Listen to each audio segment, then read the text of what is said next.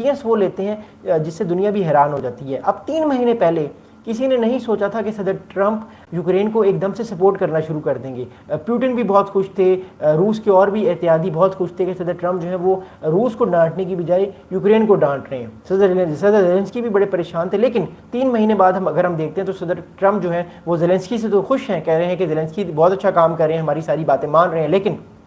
وہ صدر پیوٹن سے خوش نہیں ہیں. اور وہ صدر پیوٹن کو بارہا یہ باور کرا رہے ہیں, یہ بارہا ان سے یہ باتیں ان کو کہہ رہے ہیں کہ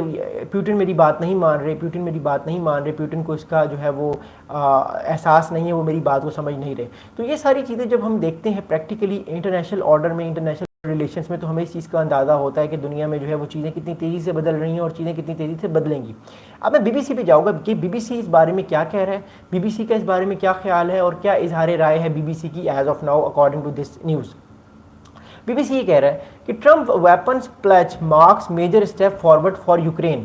بی بی سی نے خبر دی ہے کہ جب سے ٹرمپ نے جو ویپنز دینا شروع کر رہے ہیں یوکرین کو, اس کی جو امریکہ کی یوکرین میں جو اسٹریٹجی ہے اور نیٹو کی جو اسٹریٹجی ہے وہ ایک طرح سے بدل رہی ہے. ایک نیا لینڈسکیپ آ گیا ہے, ایک نیا اسٹیٹس کو بن گیا ہے جس میں امریکہ جو ہے وہ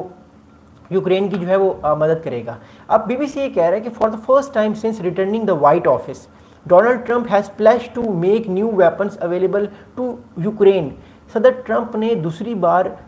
آفس میں آنے کے بعد یہ فرسٹ ٹائم بات کی ہے اس سیکنڈ ٹرم میں کہ ہم یوکرین کو جو ہے ویپنز دیں گے. اس سے پہلے لوگوں نے جتنے بھی سوال کیے, صدر ٹرمپ نے کبھی بھی یہ بات نہیں کی کہ ویپنز جو ہیں وہ ہم دیں گے, بلکہ وہ یوکرین کو ہی ڈانٹ رہے تھے کہ یوکرین نے روس کی بات نہیں مان رہا, اس لیے اسی وجہ سے یہ جنگ شروع ہوئی ہے اور ہم تو اس جنگ کو ختم کرانا چاہتے ہیں. لیکن اب امریکہ اس بات کو بارہا کہہ رہا ہے, صدر ٹرمپ نے اپنا سٹانس ایک دم سے 1 سے 1.5 ہفتے میں چینج کر لیا ہے کہ, اور بہت سے ماہرین کا خیال ہے اس کی وجہ یہ ہے کہ ڈونلڈ ٹرمپ فرسٹریٹڈ ہیں. ڈونلڈ ٹرمپ نے اچانک سے 3 سے 4 سیز فائر کرائے تھے. ایک تو پاکستان بھارت کا سیز فائر کرایا تھا صدر ٹرمپ نے, ایک ایران اسرائیل کا سیز فائر کرایا تھا صدر ٹرمپ نے, اور ایک کانگو اور روانڈا کا کرایا تھا. اور یہ چاہ رہے تھے کہ چوتھا سیز فائر بھی جلدی سے ہو جائے, اور اسی وجہ سے شاید انہوں نے پری ایمپٹیولی بہت ساری باتیں جو ہیں وہ صدر پیوٹن کے بارے میں کہہ دیں گے, اور صدر پیوٹن جو ہے وہ بھی باز نہیں آ رہے اور وہ بھی پھر ان چیزوں کو لے کر نئے انداز میں لے کر چل رہے ہیں.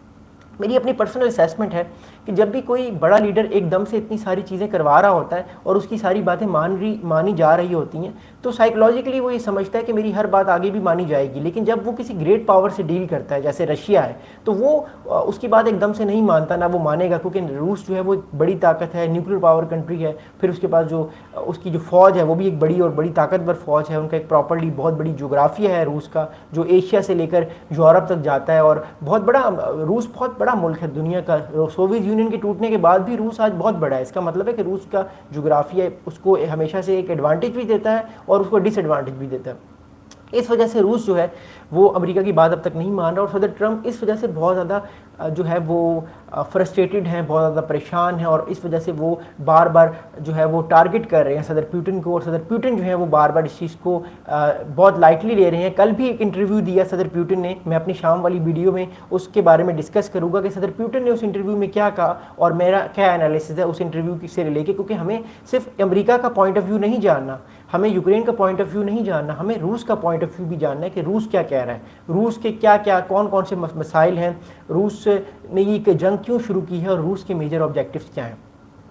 آگے بی بی سی یہ کہہ رہا ہے کہ انڈر اے نیو ڈیل, اس نیو ڈیل کے مطابق the US will send weapons to NATO members who will then supply them to Kyiv as it battles Russian invasion. اچھا, یہ اس خبر کے مطابق جو روس ہے, جو امریکہ ہے, وہ